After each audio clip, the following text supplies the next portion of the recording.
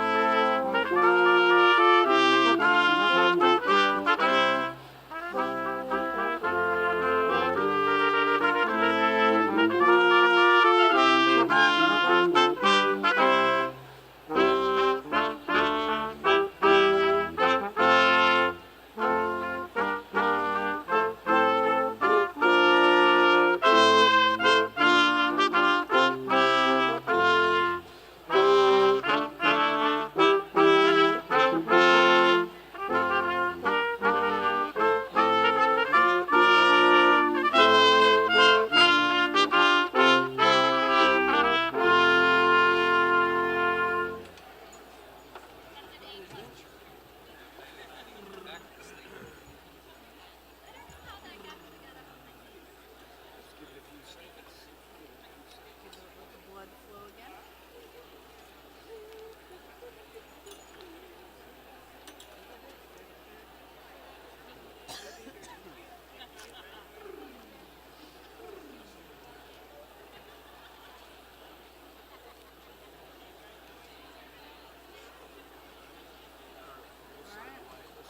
Let's try the next one.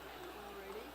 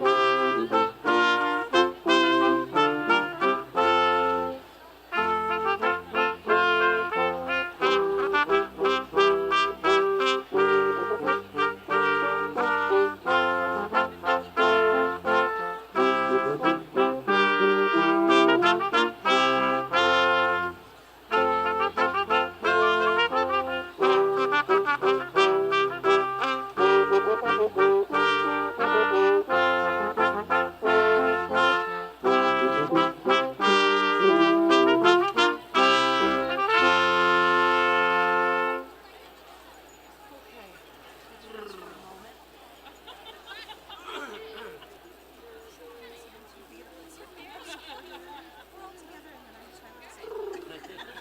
Number one, that's easy enough. That's the easiest one to do. Do that if we need to. Tell you what, guys, let's grab Get the out the one Praetorius, number one. from the inside left pocket should be in the plan. Try the ballet de Grenouille.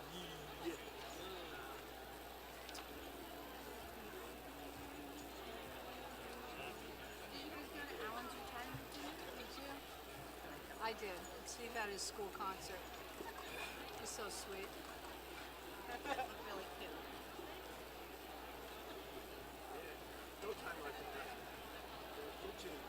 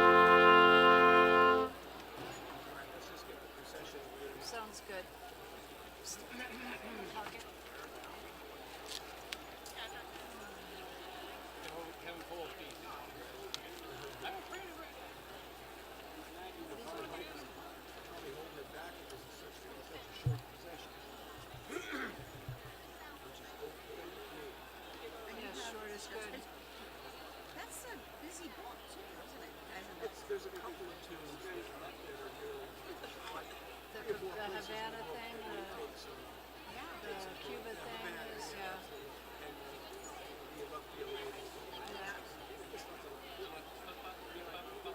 Because, just one trumpet. It's really, those should be hits.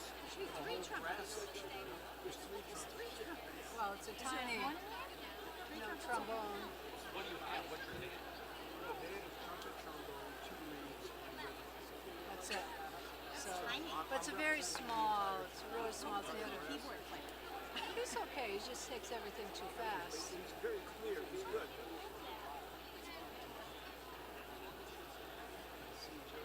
It's a little tiny theater. It's cute. It's in Wilton. It's called the Wilton Play Shop. I think it's a converted house, but it's tiny. It's very cute. And it's a nice production. You're on next week. What? You're on next week too? Yes. And Albertus. And Albertus. Oh, good. So I'm just gonna follow you. Pretty much, yeah. Yeah, the only one I wasn't doing was yesterday. I just, like, I have it in my book, and I just like my book for that day. I can't go past the day. I know. What clothes have to be cleaned tomorrow as well? I had thought about asking to get out early yesterday. I'm glad I didn't. We had 32 people out yesterday, and we were short 17 subs. That's not the first. I left at noon, but I did my kindergarten concert first. And my old principal would have just said, hey, just go. But my new principal's not like that, so I'm like, see you, Frank. A lot of people take Friday off. It's bad. Now our contract, if they ask you to sub a class, they pay you $30. So all the assistant principal has to do is say, okay, we're short these periods for these teachers. Sign up if you can, and it's like For every class, you get $30? yes. Of course, you're only supposed to have like 2 free periods a day, so you really can't sign up for more than 2. I mean, I could, like, if I can't, I cancel.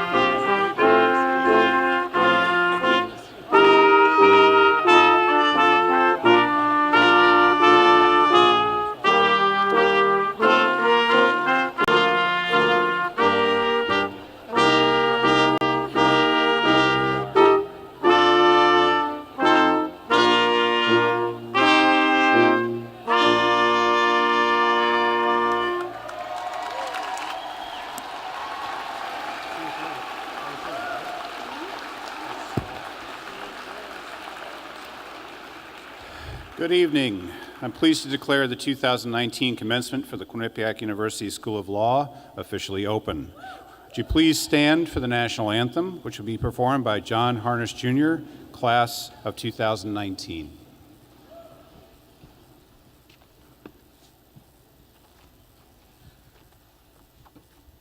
Should be easier than a final exam, right?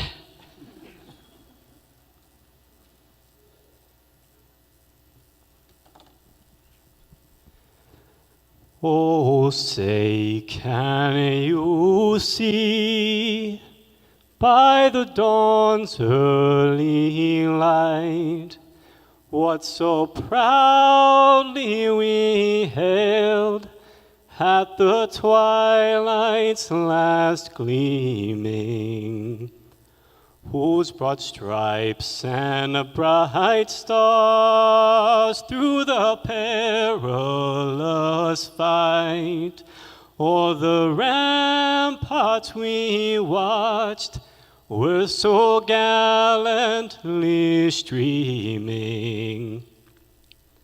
And the rocket's red glare, the bombs bursting in air, gave proof through the night that our flag was still there. Oh, say, does that star-spangled banner yet wave o'er the land of the free and the home of the brave?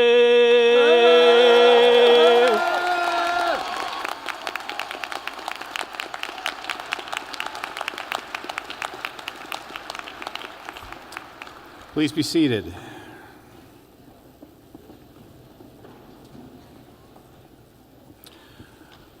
I'd like to take a moment to recognize the members of our platform party, which consists of our speaker and honorary degree recipient, university administrators, and the deans and faculty of the School of Law.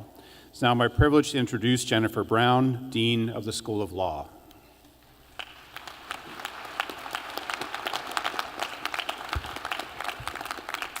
Thank you, Provost Thompson. And before we go further, I also want to say thank you for the many years of leadership and support that you've given to the law school. And we just want to say a very hearty congratulations as you leave Quinnipiac University to assume the presidency at Wentworth Institute of Technology. You will be missed, and we are grateful for your service. Thank you.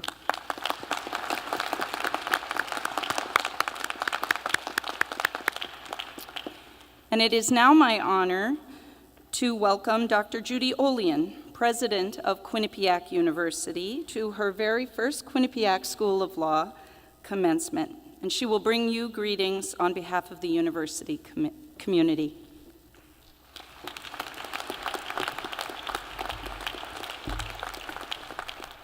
Thank you, Dean Brown, and welcome everyone to this wonderful celebration.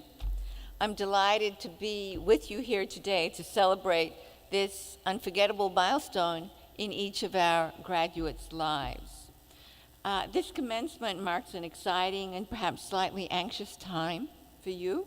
For the past few years, Quinnipiac has been your home. Please know it will always be your home, and we hope you come back often. We are your constant, yes, along with your families, in this time of momentous change for you. But before I heap all this praise on you, the graduates, let's all acknowledge those who are with you for your entire journey. Spouses, partners, significant others, parents, dear friends, who helped you every step of the way. Let us congratulate them too, with gratitude for all that they did to make this day possible.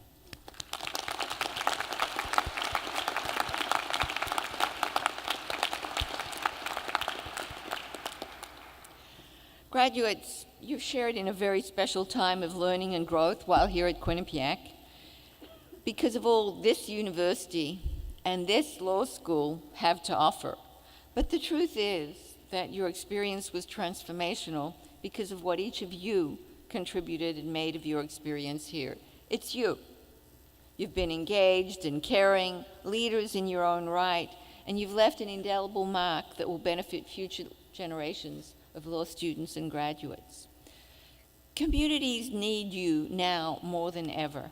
We live in times of social and political polarization, of growing tensions along economic, gender, racial, ethnic, and religious divides, while at the same time we're experiencing the excitement and opportunities of unprecedented discoveries in healthcare, in the sciences, technology, in services, and digital communication, that if deployed wisely, could radically alleviate these tensions and improve the quality of living for communities and even nations that have been previously deprived. You're the generation that can achieve this. Lawyers help facilitate all of these positive developments, enabling them to materialize and to persist with creativity, consistency, and fairness. This is such an exciting time, and you are so well positioned to join this accelerating wave of innovation and socially impactful changes. And you're already doing your part. Your caring and dedication have extended to local and global communities. This is no surprise because of your talents, passions, integrity, and bias for action. You've worked in QU pro bono clinics. You teamed up with the medical school to host a week-long series to raise awareness of human trafficking. Through our civil justice clinic, you've helped local residents deal with challenges related to employment, family, immigration, and education law, juvenile justice, transgender civil rights, women's civil and disability rights, just to name a few. You've worked with the Public Defender's Office to represent incarcerated indigent criminal defendants who were appealing convictions for non-capital offenses. You've represented low and moderate income clients in administrative and court proceedings with the IRS. You've helped veterans pursue their VA benefits or change their discharge status. Through our legal services externship program, you've helped represent low-income individuals and families. Members of the Public Interest Law Project organized a Poverty Awareness Week focused on people living in poverty and how lawyers can help.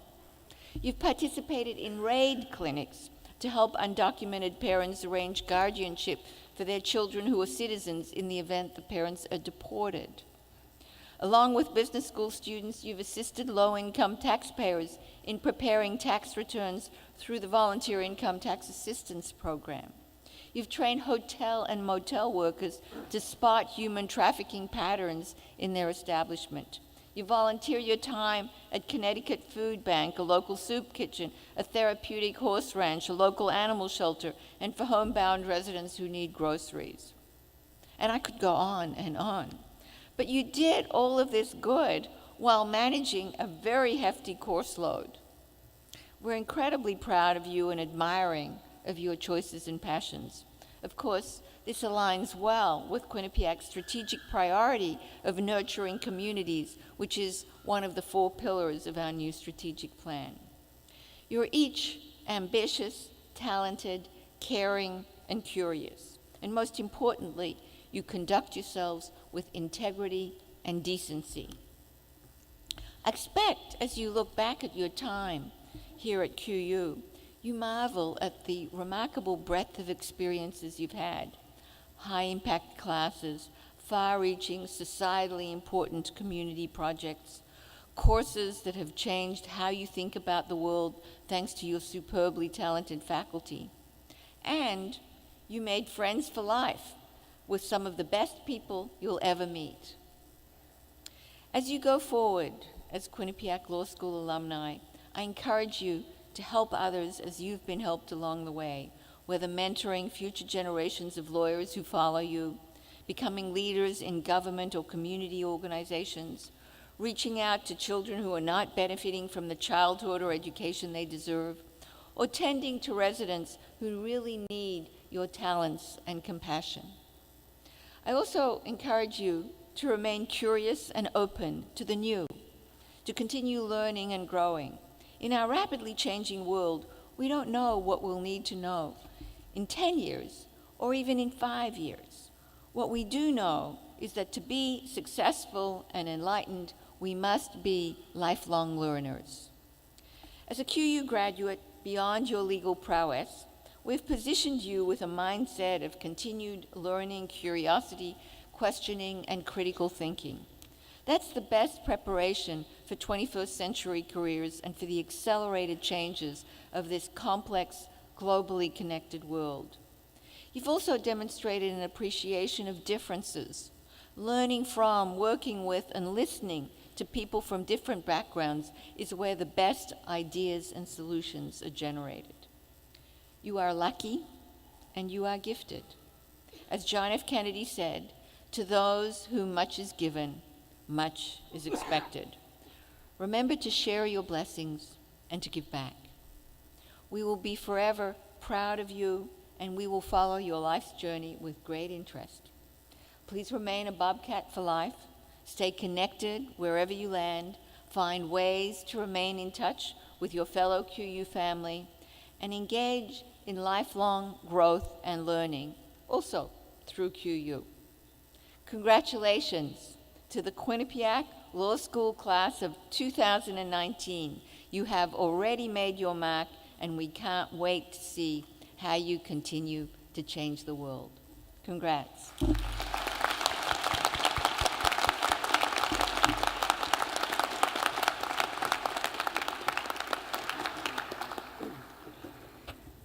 Thank you, Dr. Olean.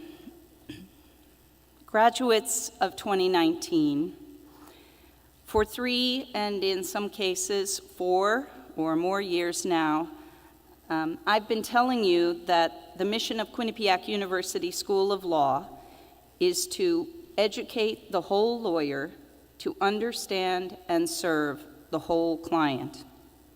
On this day, and in the days that follow, you will determine whether we have fulfilled that mission. Have you brought your whole self to your legal education? Have you engaged head, heart, and guts? For some of you, the head was obvious, if not easy. You've probably worked harder and carried greater cognitive load over the past few years than you ever thought possible. The heart may have been harder for some of you to find in the study of law, but most of you found it somewhere. In empathy you felt for a client, affection for a classmate, thrill in persuading a client, opponent, or judge, or passion for a cause or an issue that you decided simply must be addressed. And what about guts? For some of you, it was getting up each day and bringing yourself energetically to this endeavor, despite physical pain, mental illness, family troubles, or financial worries. For others, it was mustering the courage to volunteer in class or take issue with something a professor or a fellow student had said. And for still others, it was moving away from what was comfortable to take on new challenges, an oral argument in moot court, training hotel workers on human trafficking, presenting an article or paper you'd written, or hosting an event on a controversial subject. You know, maybe it sounds too pie in the sky for me to say that I hope law school has made you a better person. But in my heart of hearts, I believe that for most of you, it is true. And each of you knows the particular part of you that grew deeper, softer, kinder, stronger, more flexible, more passionate, more fair-minded, more empathetic, more courageous, because of the work you did and the relationships you formed here at Quinnipiac Law. Now, the final points I'd like to share with you today are 2 lessons recently brought home to me with great force. Some of you may know this, but 2 weeks ago, I had a serious car accident on I-91 South when my car hit a wet patch, bounced off a concrete barrier, flipped over, and came to rest upside down in the middle of the road. Now, thank goodness no other cars were involved. My car was totaled, but I walked away from the accident without serious injury. And here are the two lessons I've been pondering since this incident occurred. First, I'm alive because a whole bunch of things went right. The engineering of that road barrier, the airbags, restraints, and seat belts, the windows, the framework of my little Ford C-Max, and the speed limits imposed and miraculously obeyed that day in that section of I-91 South. But I also believe I'm alive, at least in part, because of lawyers. Yeah, lawyers. Lawyers in regulatory agencies and legislatures and in tort lawsuits who advised and advocated for greater safety standards. Never, ever doubt that lawyers save lives. They do it every day. That's lesson number one.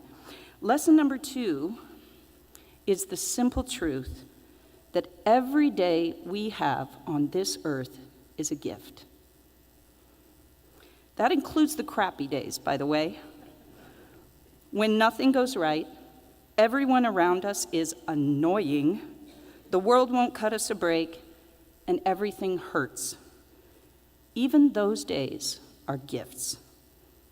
They represent a chance to make a difference.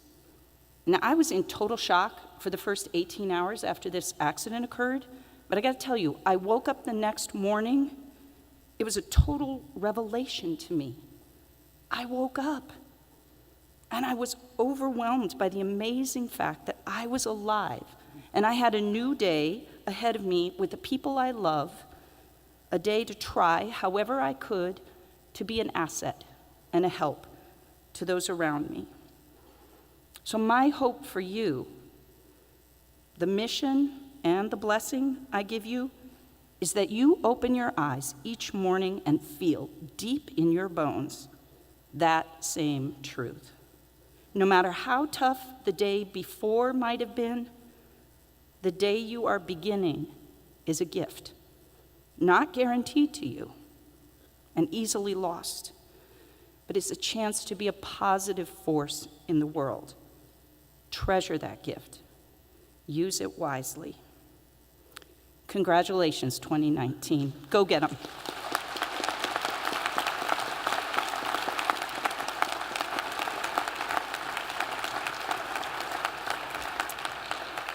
And now, graduates, I draw your attention to a piece of paper you should be holding that should draw you back full circle to the beginning of your time at Quinnipiac Law School when you took the oath of professionalism.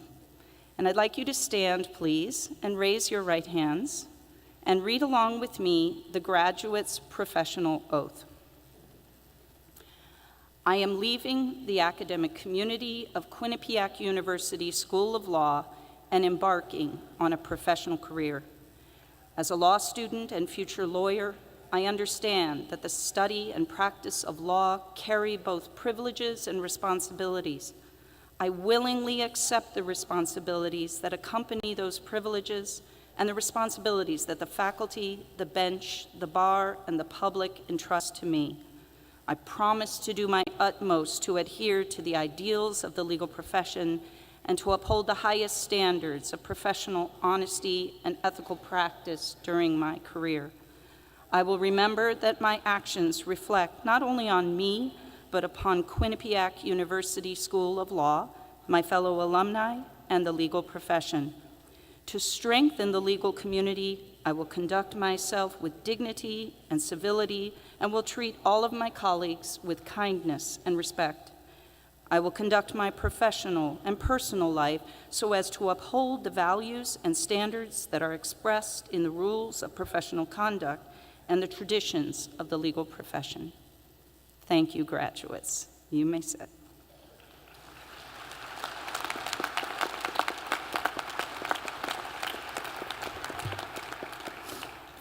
I now invite Justice Kahn, Professor Saxton, Provost Thompson, and President Olian to come forward for the conferral of the honorary degree.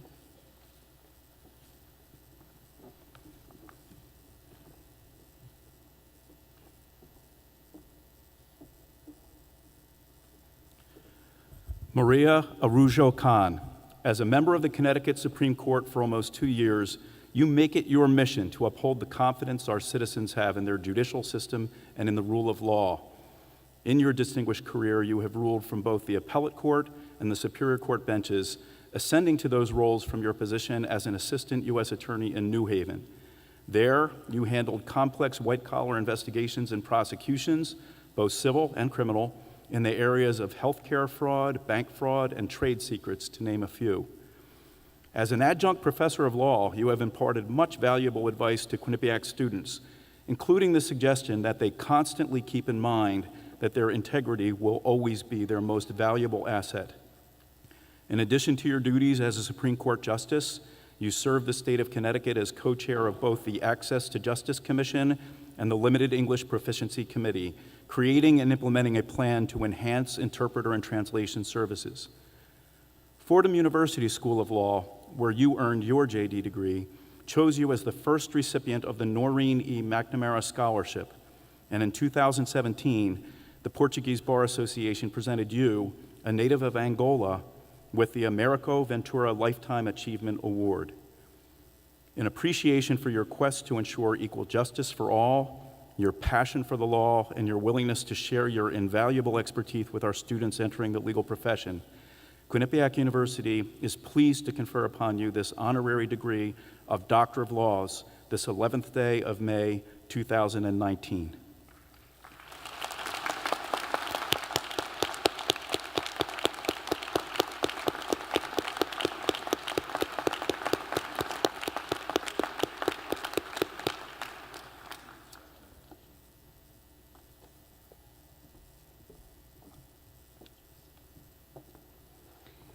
And now I'm very pleased to present our commencement speaker, my friend, Justice Maria Araujo Khan.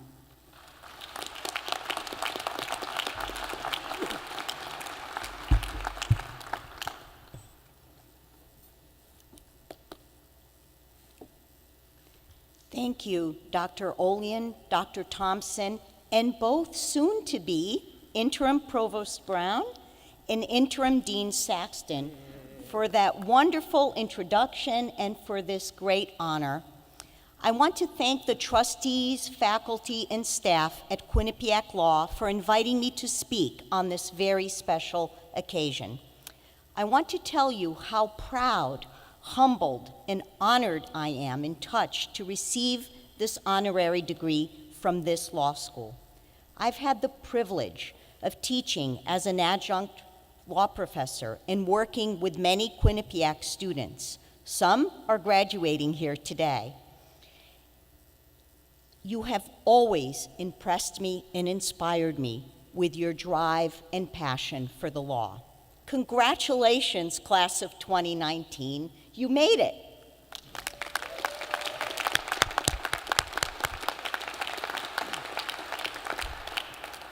Now, we first met during your orientation week 3 years ago.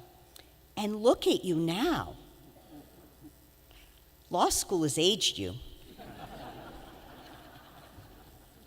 But remember that first year of law school, the mix of excitement and anxiety about this new venture.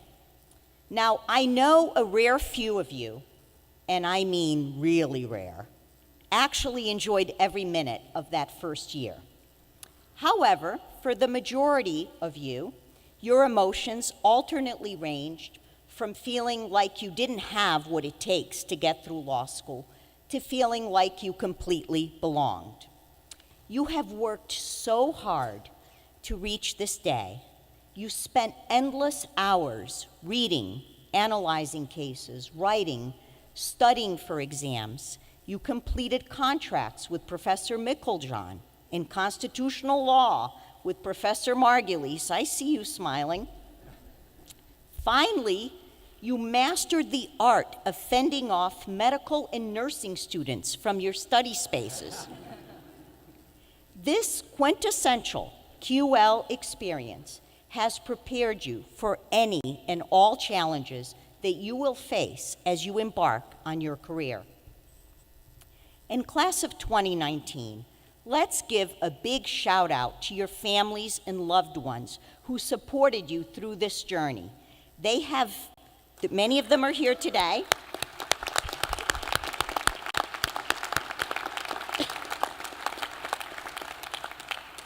They were there to encourage you when you were convinced you didn't have what it takes to get through law school, and to celebrate the moments when you were convinced law school was made just for you, the perfect fit.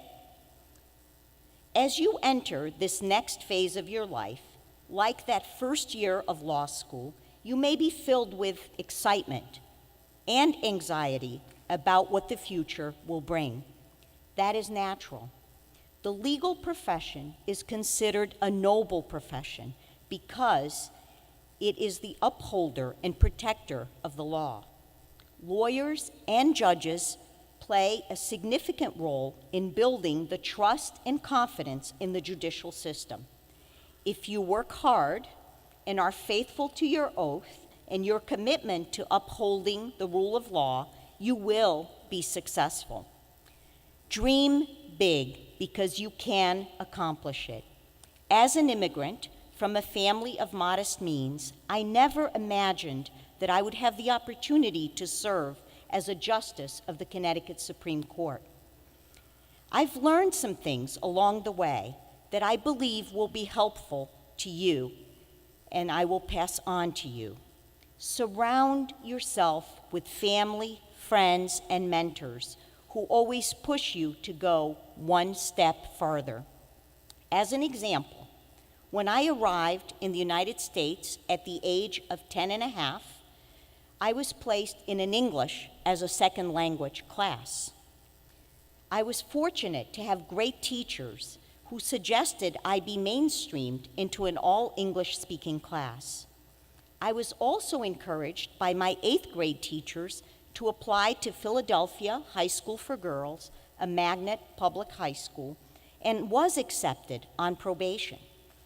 Throughout my career, I always had someone encouraging me to set the bar a little higher, and when I reached it, to move it a little higher. These are the individuals who will challenge you and nourish the drive that you have to excel. Keep them close and be a lifelong learner of the wisdom they will impart. Don't be afraid of hard work, and yes, even failures. I, as a student, worked full-time to pay my way through college and law school, and lived at the Salvation Army Residence Hall for Women while I attended both NYU and Fordham Law School. As an attorney, I worked long hours and made many sacrifices. Being an attorney is a hard job, but it is also immensely satisfying. And when you fail, and you will on occasion, do not view it as anything else but another step to achieving your goals. Look, I've had my share of rejections, both academically and professionally. There have been times I applied for jobs that I did not get, and I was discouraged about what that meant for my career long term.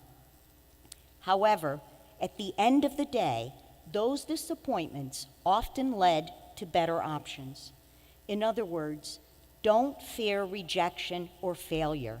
Instead, use it to propel you to the next level. While ours is a noble profession, the current challenges facing it can be daunting. Regrettably, public trust and confidence in government has steadily declined, and the judiciary is no exception. In a 2015 article in the journal Politics, Jeffrey M. Jones noted that trust in the judicial branch had dropped from 76% in 2009 to 53% in 2015. There is some good news. The judicial branch retained higher public trust than the other two branches of government. Nevertheless, a decrease of that size is detrimental to a democratic form of government, no matter how you look at it. Compounding the problem is that society as a whole has experienced a diminished understanding of the importance of the rule of law. Recognizing that the term rule of law is often used and rarely defined, the American Bar Association's World Justice Project has proposed the following definition: a system of self-government in which all persons, including the government, are accountable under the law.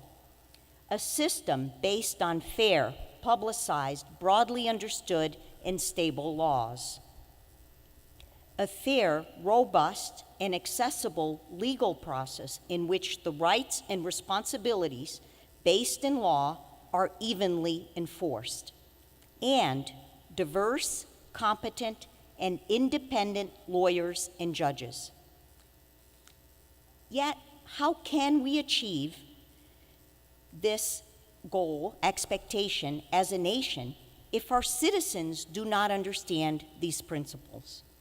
A study conducted by the Annenberg Public Policy Center at the University of Pennsylvania and released in 2014 found that 35% of the respondents were unable to name even one branch of the federal government.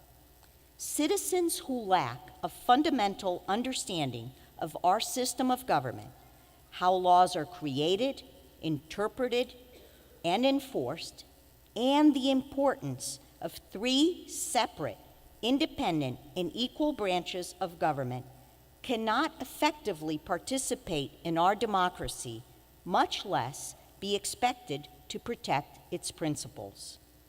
Today, the rule of law is being challenged in unprecedented ways. One of those attacks is on judicial independence. Members of the executive and legislative branches, both at the federal and state levels, from both sides of the aisle, have attacked judges based on their ethnicity, sexual orientation, administration that appointed them, and the perceived popularity or lack thereof of their decisions. The criticism became so intense that it compelled Chief Justice John Roberts to issue a statement, and I quote, "We do not have Obama judges or Trump judges, Bush judges or Clinton judges. What we have is an extraordinary group of dedicated judges doing their level best to do equal right to those appearing before them. That independent judiciary is something we should all be thankful for." Never forget the important role that you will play in safeguarding the rule of law. It will be up to you to restore the public confidence in the profession and in the justice system. Now, you may be tempted to say, and some of you, I could see by the look on your faces, are thinking, wait a minute. Previous generations of lawyers contributed to these challenges. So why do we have to fix it?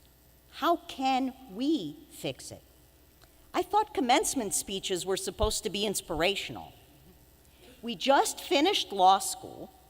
You just told us we've aged, and we still have to pass the bar. Yet now you tell us the future of the profession lies on our shoulders?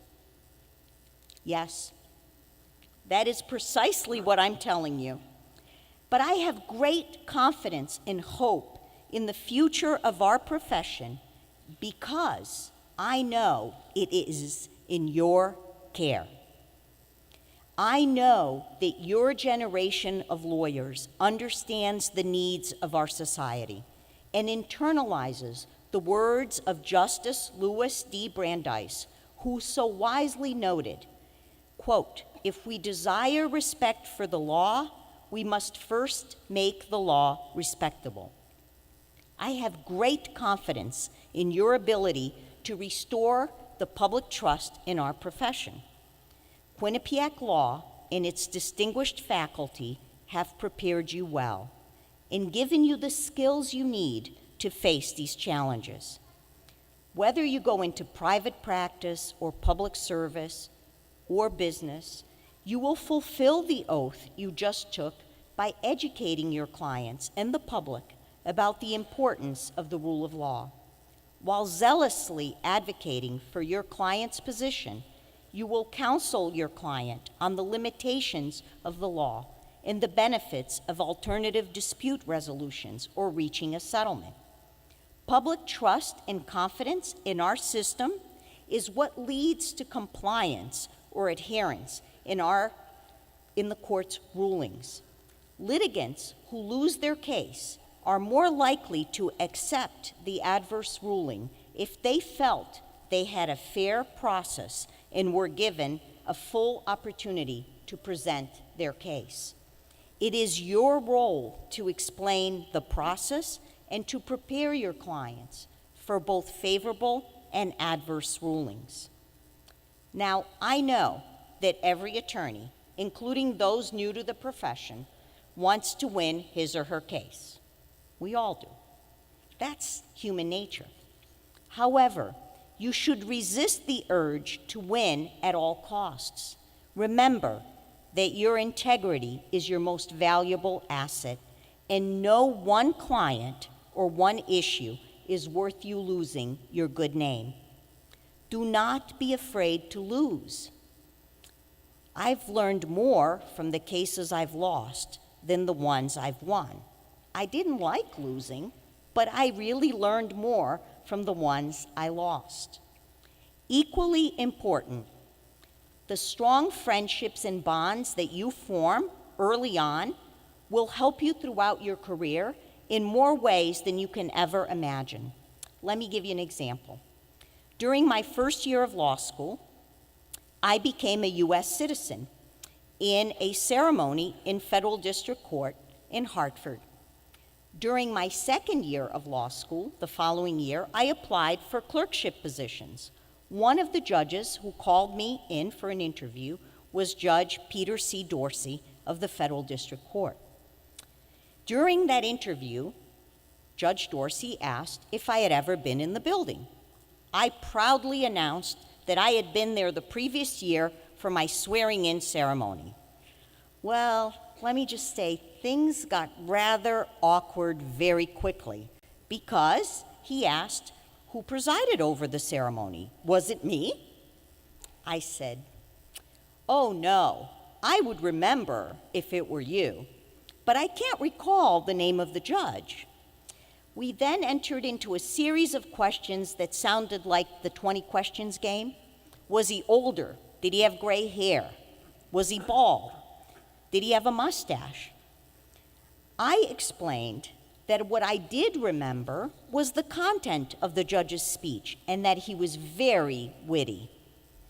He then turned to his senior law clerk, Tim Sharon, and said, "Wow, big impression I made, huh?" I was convinced I had blown my chance to clerk for that judge.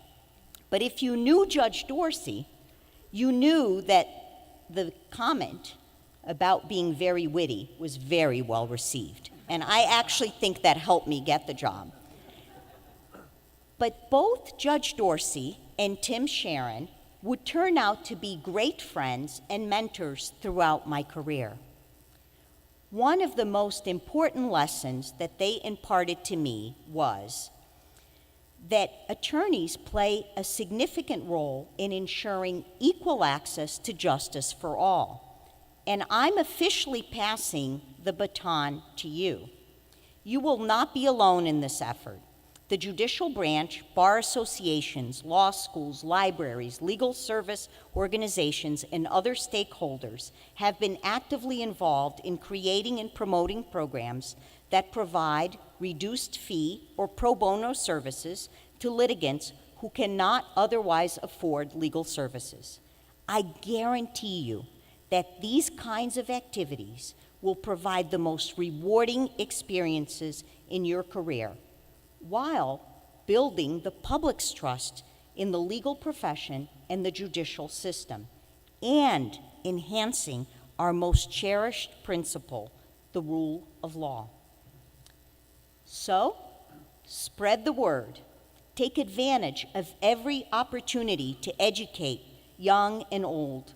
Volunteer in your local communities to mentor younger students who are thinking or may seek a career in law.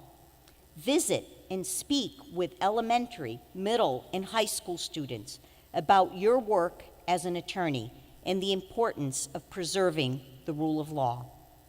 They will look up to you. I guarantee you, they'll love you. You'll be rock stars to them. And you will be the role model that they need to show them that they can achieve their own goals. Every single one of us here has an obligation to make sure that future generations carry on our work and our mission.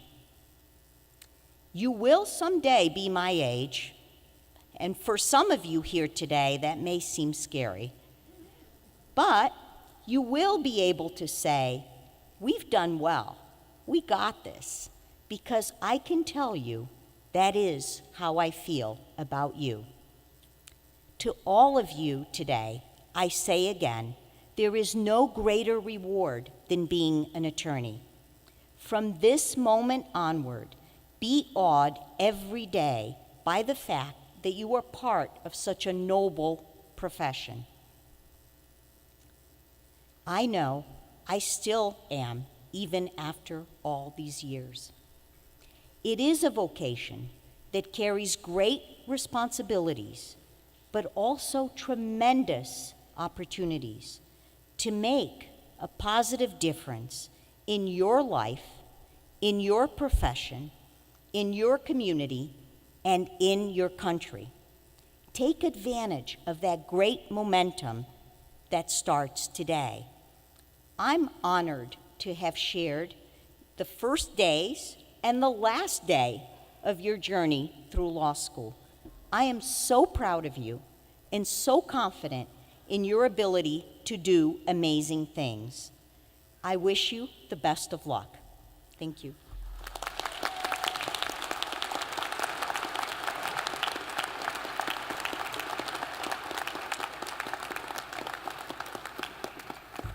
Thank you, Justice Khan.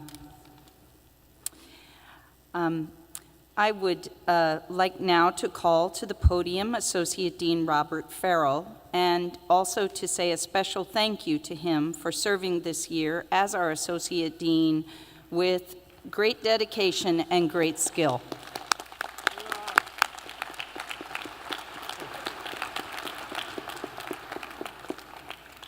Thank you, Dean Brown. I now invite to come forward the professor who have been chosen by the graduating students to be this year's Hooding professors, Professors Cooper, Ferrari, and Mickeljohn.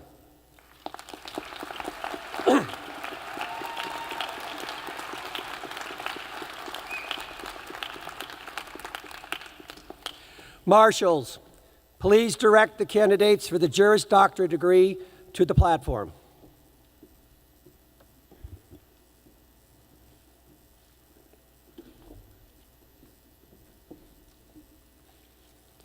Edward A. Duarte.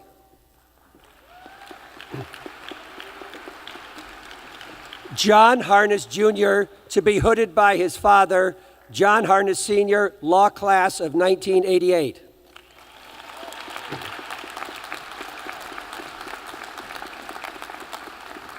Peter Kevin Cuniff. Brendan R. Lawless.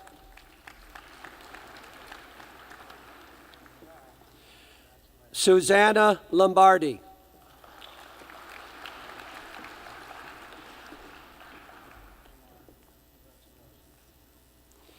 Shelby L. Murphy.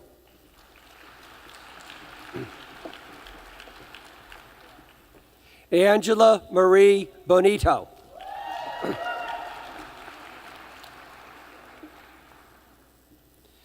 Beth Ann Willard.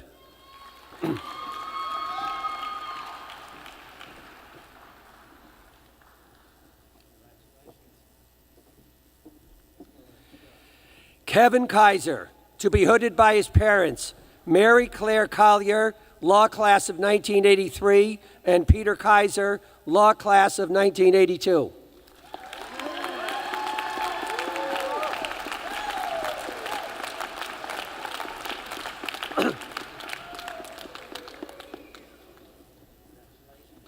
Jeffrey Bausch, Jr.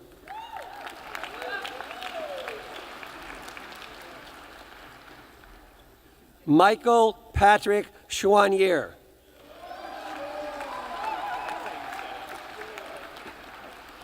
Steen Serland Caddison.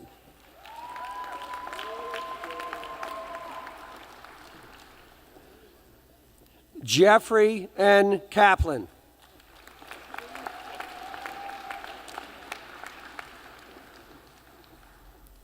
Geraldo E. Parilla.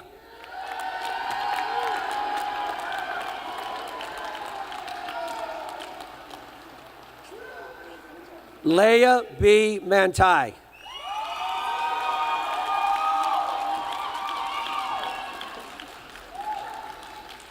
Justin K. Reichman.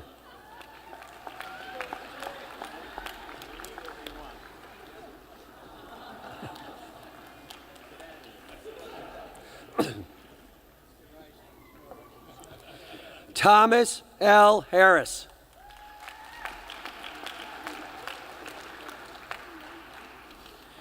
Gina Marie DeSimone Gary.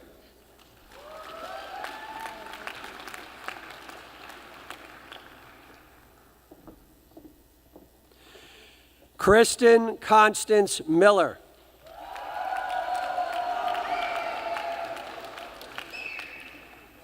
Haley Carson Negron.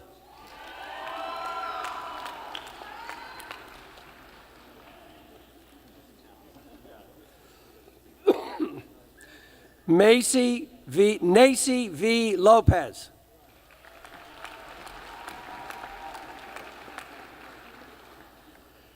James Kiefer Kirk.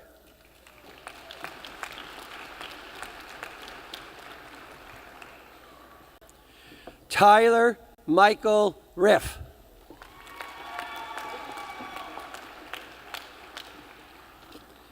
Dan Augustine Carica.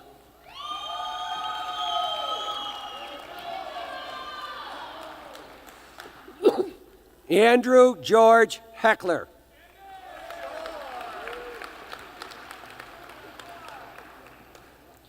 James Weaver.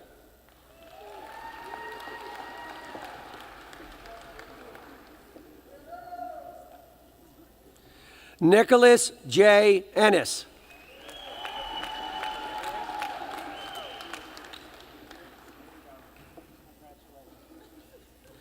Daniela Aguila.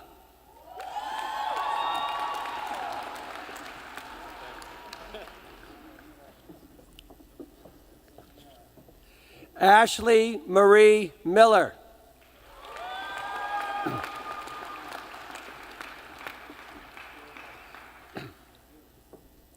Alyssa Bang.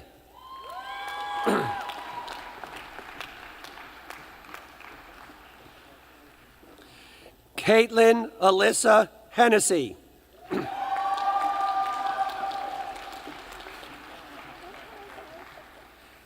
Alyssa Marie De Dominicus.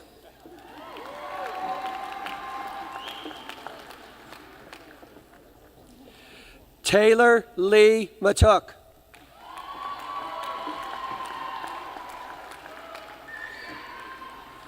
Catherine Ann Fiore.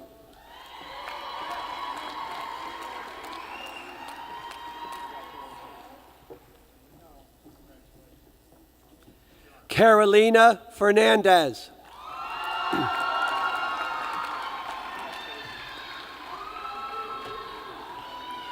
Zoe L. Solomon.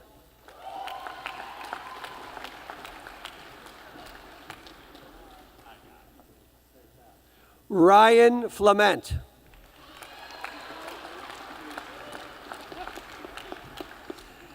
Amida A. Sial.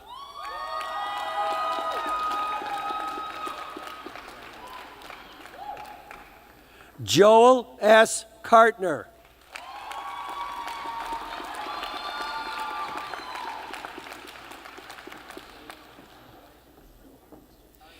Anthony T. Daub.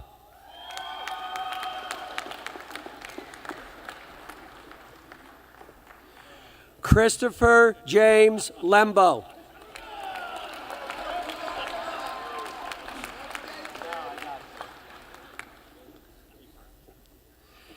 Kathleen Elizabeth Morgan.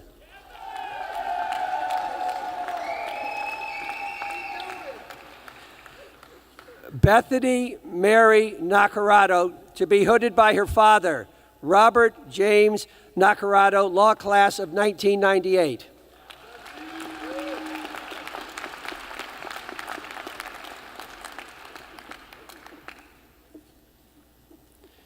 Jeffrey Early Renault.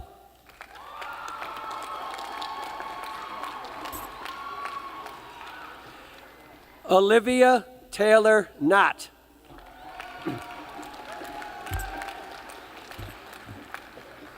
Molly Ray Martin.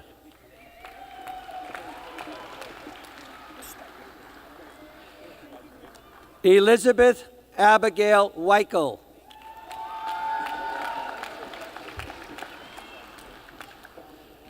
Caroline C. Womack.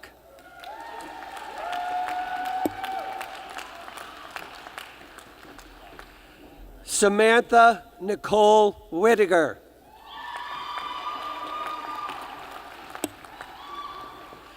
David Ishikawa.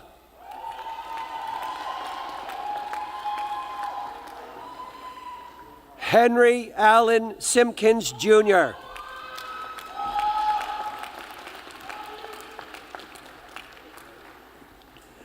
Jake Joseph Giuliano.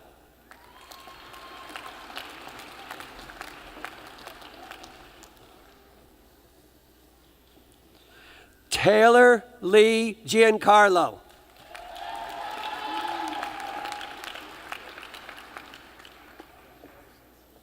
David Onusco.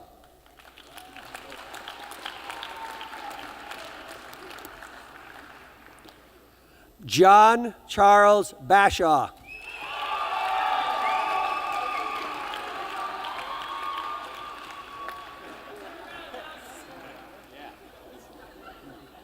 Alexander Chen Zheng.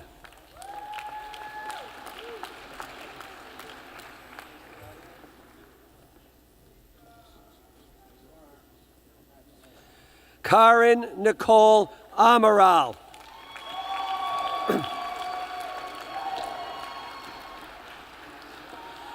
Mark Anthony Bonanno, to be hooded by his father, Salvatore Bonanno, law class of 1987.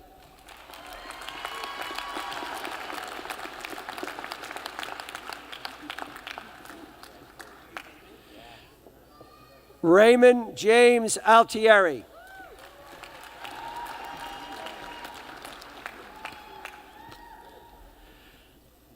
Dana Marielle Chukta.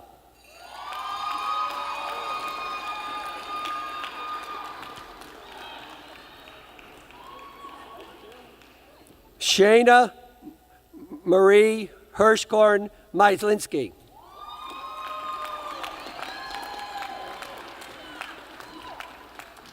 Casey Jean Flynn.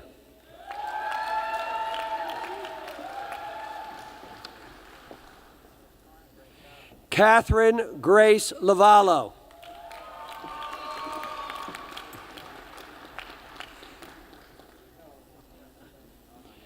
Gerald Wayne Kramer.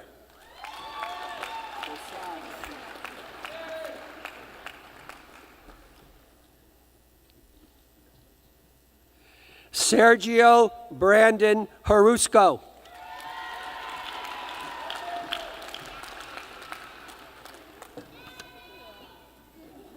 Frank L. DeVito.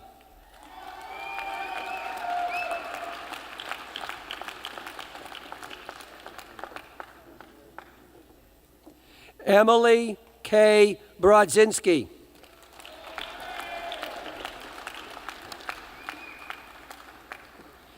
Kelsey Elizabeth Loomis.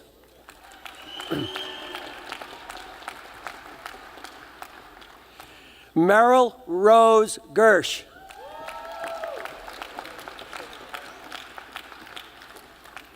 Nicole M. Dwyer.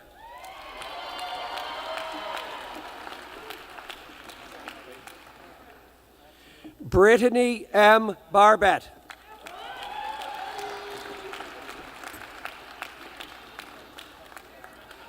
Lisa N. Tirado.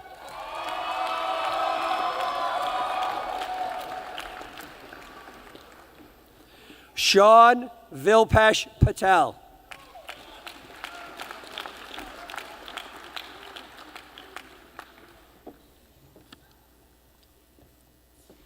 Johanna May Ping Ward.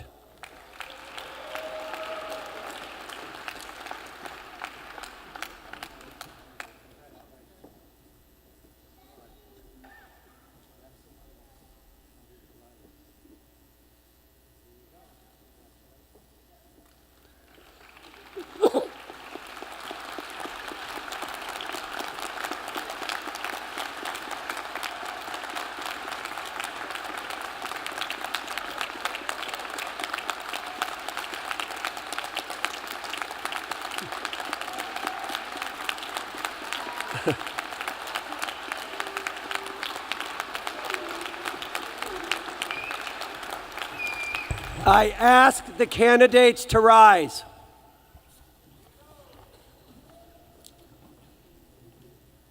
Madam President, I have the honor to present from the School of Law candidates for the degree Juris Doctor.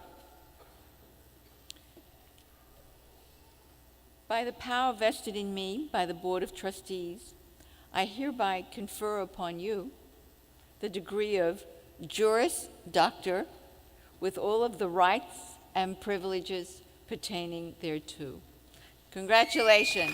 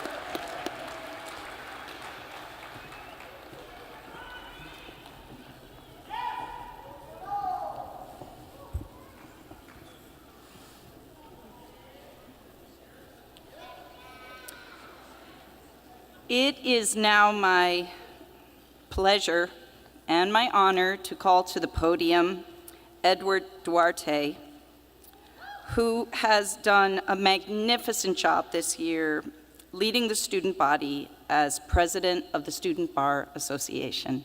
Edward.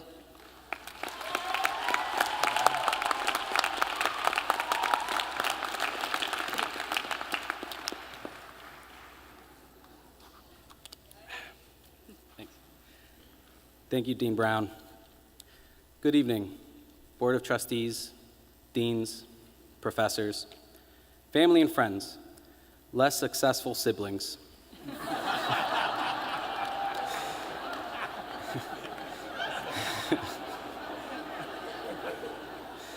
and most importantly, class of 2019. We did it. It only took 3 short years, a little elbow grease, and about $150,000, but we did it. I can't help but think back 3 years ago when we started this crazy journey together. I remember sitting in the ceremonial courtroom during orientation, surrounded by some of the brightest and most accomplished people I have ever met. I remember Dean Barrett telling us all the different characteristics that made up our class. I remember him telling us that we have students from all over with all different backgrounds. Some of our students graduated early from their undergrad institutions to be here, and other students had full careers before coming to law school. Our class was made up of teachers, bartenders, entrepreneurs, filmmakers, students, parents, and activists. This tiny Quinnipiac class casts a large shadow.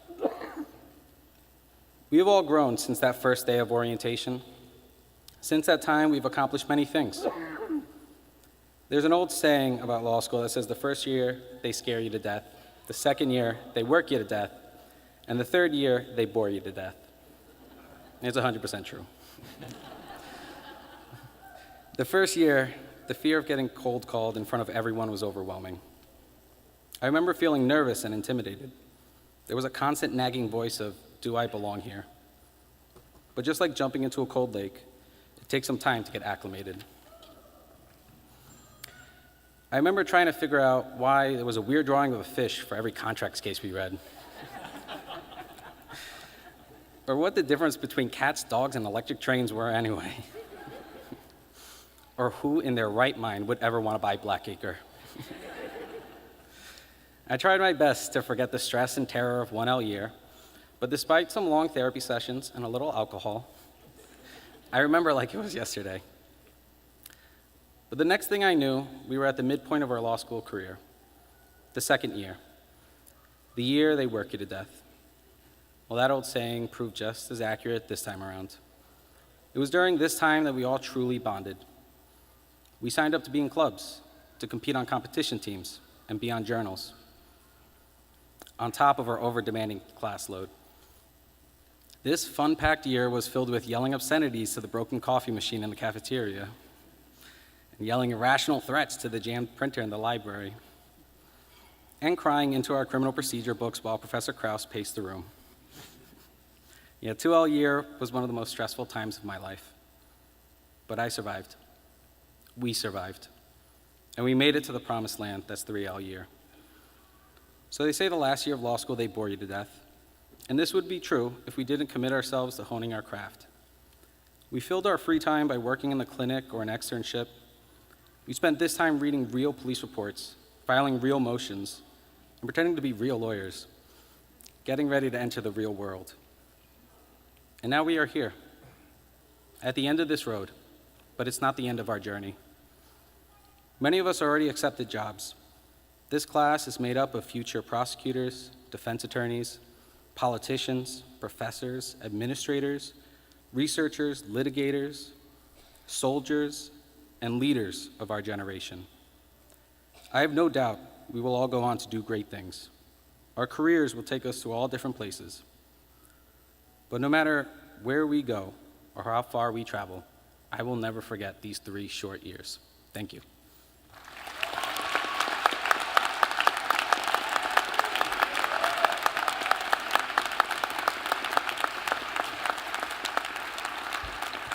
Thank you, Edward. So some of you have heard me say this before. I say it frequently. But if I could do anything as well as Sandy Micklejohn teaches law, I would be a very happy and proud person. So it is my honor to introduce this year's Professor of the Year, Alexander Micklejohn.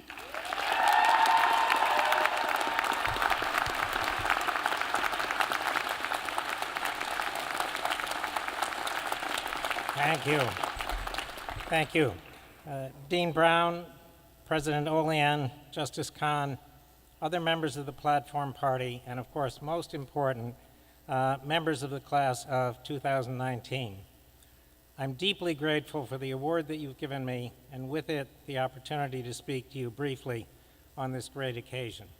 I almost wish I had less successful siblings to bring into the picture. But I do want to ask you a question. As you may know, there's been a kind of tradition at the law school that the professor of the year sings a song at commencement. And what I want you to do is raise your hand if you think that's a good tradition. Yeah, well, you know what? That's too bad. Because I'm not going to do it. And I will say two things about it, assuming, for the sake of argument, that I have a duty to do it. First, I tried to delegate the performance of it to Mary Ferrari, but that didn't work. And second, you can take comfort in the fact that by not singing, not even trying, I am putting you in much better position than you would have been if I had performed. Instead of, there was a great comedian some years ago named George Burns who used to say that he liked to sing and he liked to drink scotch, and most people would rather hear him drink scotch. I would say the same thing if I were to try to sing to you. So instead of doing that, I want to remind you of a few things that happened during the long but now seemingly very short time since you began your law school journey. In those first few weeks, when my colleagues and I seemed to be trying to do our best to confuse you and usually succeeding, there were a few things you could hang on to.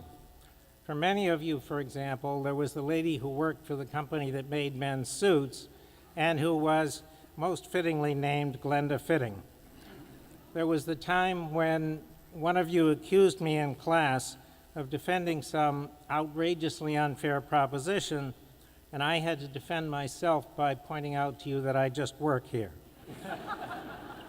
And later that year, there was the study group that gave me my favorite traffic sign, which prohibits the use of the pronoun they to refer to a court or a business entity. And then there was the time, much more recently, when I was standing talking to a group of students, one of whom had been in my contracts class and was then taking commercial law from me, and another one who hadn't taken commercial law. And the one who hadn't taken commercial law said, "What's commercial law like?" And the one who was taking commercial law said, "Good," she said. "It's even funnier than contracts." And I just thought, I wonder what that says about my teaching. Now, I do have something serious to say to you today, and it's that teaching you has been both a great pleasure and immensely rewarding. And there's a story that I think will help me explain what's been so rewarding about it. It's a story about a lawyer who had to make an argument to a judge about a very complicated scientific principle. The lawyer embarked on his argument and went on for about a half an hour, at which point the judge cut him off and said, "Mr. Smith, I have listened to you for 30 minutes and I am no wiser." And the lawyer unwisely looked back at the judge and said, "That's true, Your Honor, but you are better informed." Now, why am I telling you that story? Obviously, I hope it's not to encourage you to make wisecracks to judges. But I think what it does is to highlight what you could say is the limited value of the acquisition of information per se. I think that many prospective students bring to law school an expectation that their main job when they get here will be to learn a lot of rules. Rules that they can use first to answer all the questions that friends and family members seem to think people who are going to law school ought to know the answers to, or else why are you paying all that tuition? But also rules that they'll use after graduation in representing clients. And it's true that you've had to learn a whole lot of rules while you've been here, innumerable ones. But it's also true that you've had to lay a foundation in the professional skills that you use after your graduation. And learning skills is both more important and harder than simply acquiring information. Why is it harder? It's harder because it involves a process of trial and error in which, especially at the beginning, the errors tend to predominate. You have been willing to go through that process, and the consequence is that you've progressed from those early, sometimes fumbling efforts that you made when you first got here to the point where it's now hard for us to stump you in class, and we have to send you on to meet and overcome other challenges. You should know that I and my colleagues take great pride in you and your accomplishments, and you should too. We've had a wonderful time teaching you. We wish you the best of luck in everything that you do, and we hope very much that you'll stay in touch with us in the coming years. Again, thank you so much, and congratulations to you all.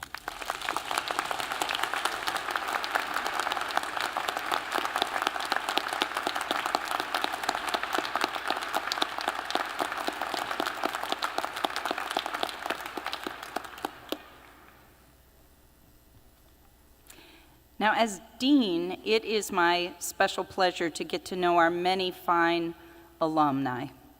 And I particularly enjoyed getting to know the very accomplished Stephen Humes, who's a partner at Holland & Knight in New York City and a member of our adjunct faculty.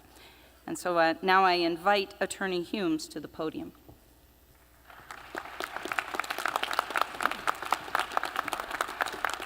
Thank you very much, Dean Brown, and it's my honor to be here today to congratulate you. Would the graduates please stand?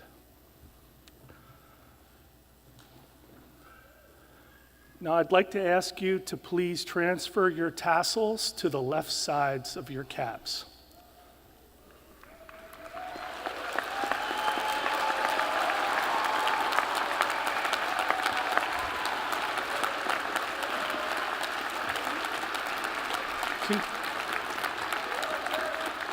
Congratulations. With that simple task, you have just transitioned from student to alumni.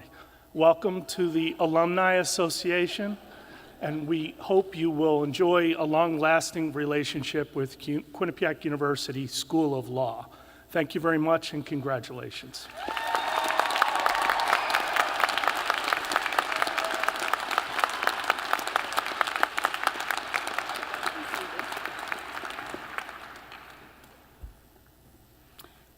Congratulations again. I'm so proud of you all. So as we conclude today's ceremony, I do have a few announcements. Only the platform party will recess out. Our graduates and families can proceed to the Rocky Top Student Center next door for a reception. And transportation is available for anyone needing it right outside the arena here. You'll see signs on the left. Now please stand for the recessional.